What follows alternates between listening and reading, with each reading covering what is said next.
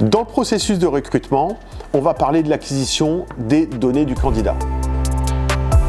Le candidat vous envoie des données et donc ce que vous allez devoir faire, c'est premièrement accuser réception des données. Dire à la personne « oui, j'ai bien reçu votre CV et votre lettre de motivation ».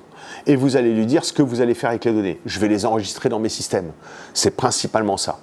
Et vous allez devoir donner un moyen facile au candidat d'avoir accès à ces données. C'est-à-dire de pouvoir vous dire « je veux savoir ce que vous détenez sur moi » et lui permettre aussi de s'opposer à la conservation de son CV s'il ne souhaite pas, quand il n'est pas retenu, que vous conserviez son CV dans une CVTech. Et ce que l'on va voir maintenant, c'est comment créer un modèle de réponse à un candidat avec un lien MailTo. Alors, de quoi il s'agit? On va créer une lettre, un modèle d'email par exemple. Merci monsieur, madame, de nous avoir contactés pour essayer d'intégrer notre entreprise.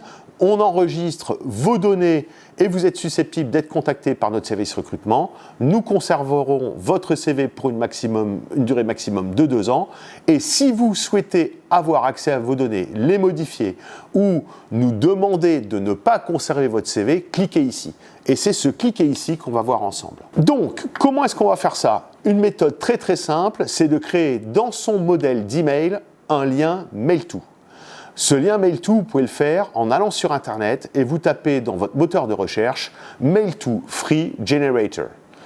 Ça va vous amener vers une liste de liens complètement gratuits. Donc par exemple, celui qu'on a utilisé ici s'appelle MailTo Link Generator. Qu'est-ce qu'on va faire? On va créer un email de réponse qui va être généré lorsque la personne va cliquer sur le lien.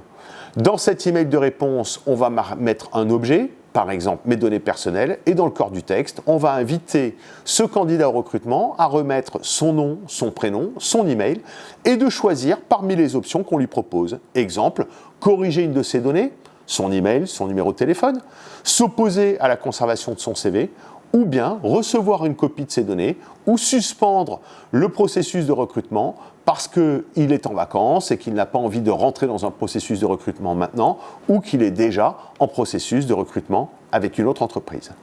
Ce générateur sur Internet va vous créer un code un petit peu barbare avec plein de signes pourcentage à l'intérieur. Vous allez copier ce code et le mettre ensuite à l'intérieur de votre email en générant un lien Internet qui s'appelle un MailTo. Ce lien va vous permettre ensuite, en cliquant dessus, donc dans l'email envoyé au candidat au recrutement, de créer et d'ouvrir automatiquement sur son ordinateur un email déjà pré-rempli et il n'a plus qu'à remplir les cases et à choisir les options voulues telles que l'opposition à la conservation de son CV ou la correction de ses données. Vous voyez, c'est extrêmement simple et si vous avez envie d'un exemple, sur le site internet, vous pouvez récupérer un exemple de la façon de faire ce MailTo ainsi qu'un PDF qui vous explique le système étape par étape.